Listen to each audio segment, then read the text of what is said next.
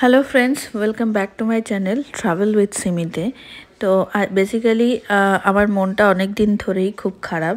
আমি মনে হয় আমার মতো এরকম অনেক মেয়েরাই আছো যাদের মন খুবই খারাপ। শুধু মেয়ে নয়, ছেলেদেরও মন খারাপ। কারণ কলকাতাতে যা ঘটে গেছে, তো তারপরে স্বাভাবিক ব্যাপার, কারণ মন ভালো থাকার কথা নয় যতদিন না একটা কিছু জাস্টিস হচ্ছে। তো যাই হোক, মানে আমি অনেক দিন পরে একটা ভিডিও পোস্ট করছি। তো আমরা বেসিক্যালি একটা জায়গায় ঘুরতে যাচ্ছি। তো সেইখানে ঘুরতে যাওয়ার ভিডিও আমি তোমাদের সাথে শেয়ার করছি। আর তোমরা আমার এই ভিডিওটাকে লাস্ট পর্যন্ত দেখতে থেকো। আজ সামাইরার মনটা কোনো কারণে খুব খারাপ, আর তার সাথে ওয়েদারটাও খুব একটা ভালো নয়। কারণ মানে বিগত কয়েকদিন ধরে খুব বৃষ্টি হচ্ছে আমাদের সিয়াটেলে। তো আমরা যেখানে ঘুরতে যাচ্ছি একটা পড়শি দেশ মিন্স যেরকম আমাদের ভারতবর্ষের পাশে বাংলাদেশ রয়েছে, সেরকমই আমাদের ইউএসের পাশে হচ্ছে কানাডা রয়েছে। তো আমরা সেই কানাডাতে ঘুরতে যাচ্ছি। তো সেই ভিডিওই আমি তোমাদের সাথে শেয়ার করার চেষ্টা করছি। তো আমরা এখন বেরিয়ে পড়েছি, কারণ ওয়েদারটাও খুব একটা ভালো নেই, দেখতে পাচ্ছ। তো বেসিক্যালি আমরা আমরা সিয়াটেলে থাকি। তো সিয়াটেল মানে হচ্ছে ওয়াশিংটন স্টেট ইউএসের। তো সেখান থেকে সিয়াটেল থেকে বেসিক্যালি কানাডার দূরত্ব হচ্ছে 4 ঘন্টা।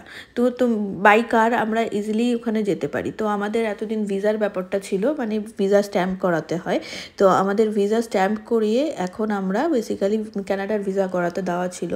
অনেক দিন ধরেই আমরা ভাবছিলাম যে কানাডা যাব। তো এখন কানাডার ভিসা স্ট্যাম্প হয়ে গেছে, তাই আমরা এখন পড়শি দেশ ঘুরতে যাচ্ছি। তো তোমাদেরকে অনুরোধ রইল যে সবাই যেন এই ভিডিওটা এন্ড পর্যন্ত তোমরা দেখো। আর কেমন লাগলো অবশ্যই আমাকে কমেন্টে তোমরা জানিও।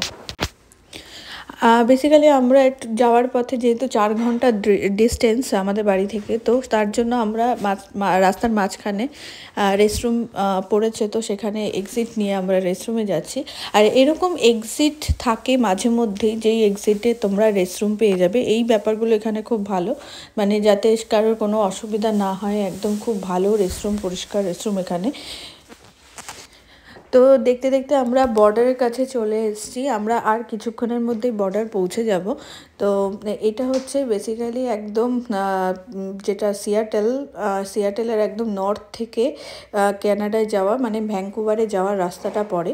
তো এই রোডটা ধরেই আমরা এখন ডিরেক্ট চলে যাব বর্ডারে। অলমোস্ট আমরা পৌঁছে গেছি, আর হয়তো মিনিট 2-এর মধ্যেই আমরা পৌঁছে যাব ওখানে। আর দেখলে তোমরা এখানে ডিউটি ফ্রি জোন, কারণ যেহেতু বর্ডার এরিয়া, তো এখানে সব ডিউটি ফ্রি জোন যেরকম আমাদের এয়ারপোর্টে আমরা দেখে থাকি।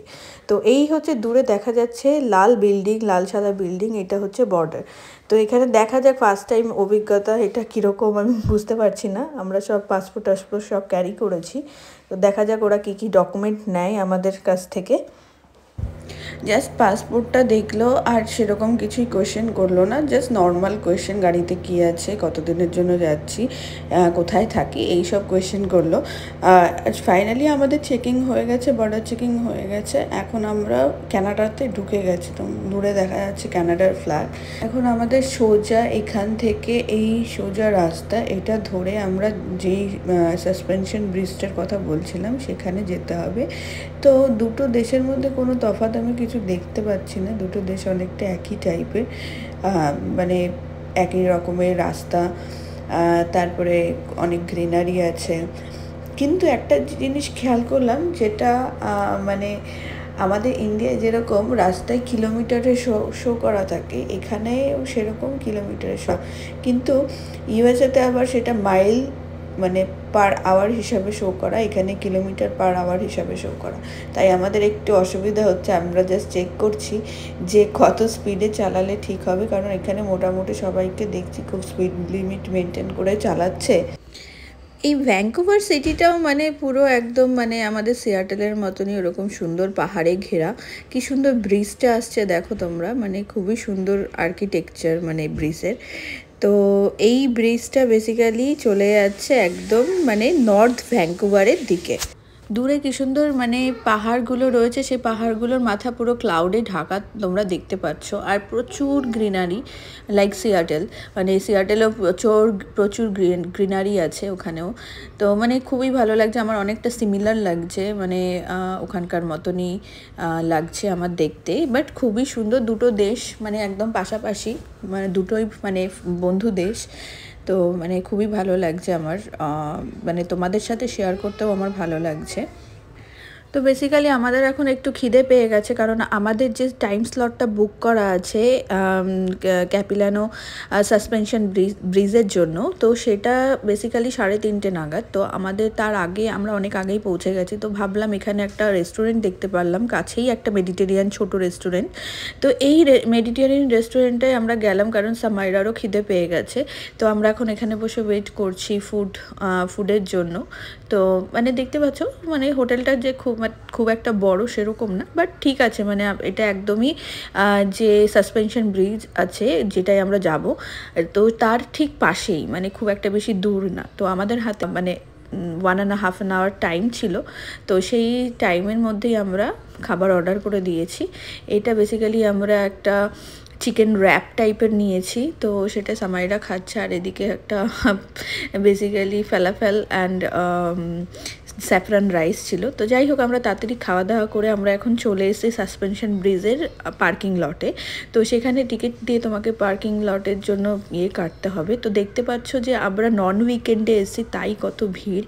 তো মানে অনেক গাড়ি, প্রচুর গাড়ি এখানে রাখা রয়েছে। সামাইরা তো ভীষণ হ্যাপি, ও ডান্স করছে দাঁড়িয়ে দাঁড়িয়ে। এখন আমরা পার্কিং লট থেকে বেরিয়ে রাস্তা ক্রস করে আমরা সাসপেনশন ব্রিজের যে মানে যেখানে টিকিট চেকিং হচ্ছে সেই জায়গাটায় আমরা যাব। আমাদের অলমোস্ট টাইম চলে এসছে, 3:30 অলমোস্ট বেজে গেছে।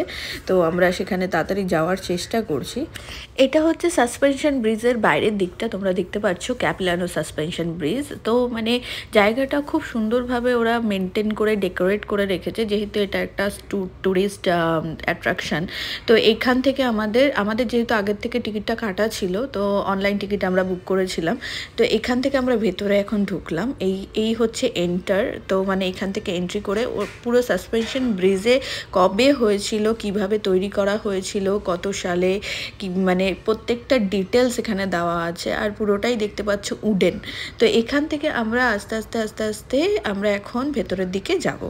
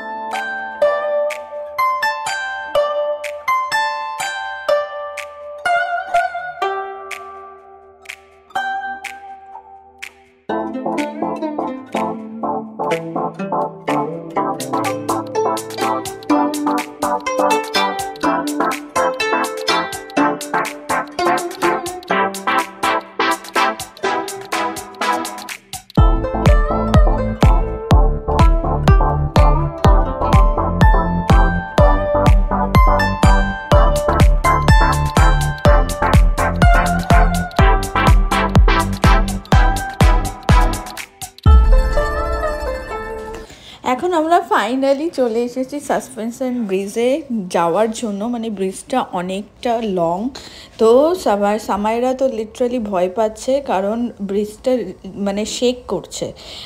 তো মানে পুরোটাই ঝুলন্ত ব্রিজ, তো পুরোটাই না শেক করছে, আর পুরো উডেন ব্রিজ।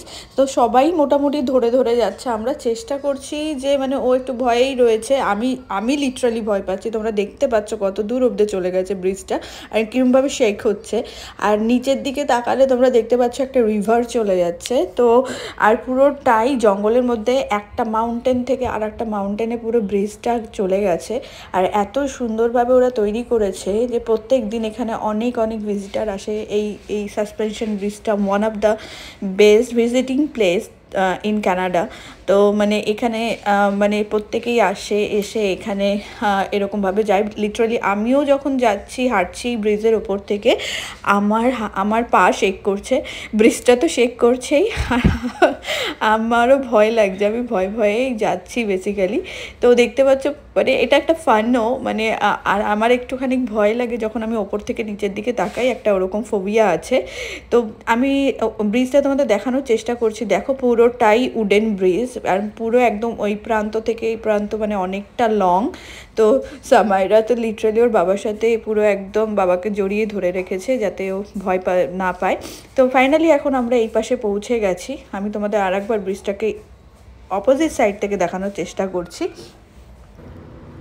এখানে বেসিক্যালি মানে অনেকগুলো লুপ আছে। তো লুপ মিনস অনেকগুলো জঙ্গলের ভেতর থেকে ব্রিজ টাইপের করা আছে। তো এক এক রকমের, যেমন কোনোটায় গেলে তো অনেক রকমের ইনসেক্ট দেখা যাবে, যেমন ফ্রগ, তারপরে স্কুইরেল, তারপরে স্লাগ, এইরকম অনেক কিছু আছে। তো আমরা এখন নেচার ট্যুরটাতে যাচ্ছি। তো এরকম ভাগ ভাগ করা আছে, কোনোটা ট্রি টপ, কোনোটা নেচার ওয়াক, এরকম ভাগ করা রয়েছে। তো আমরা এখন নেচার ওয়াকের দিকে যাচ্ছি।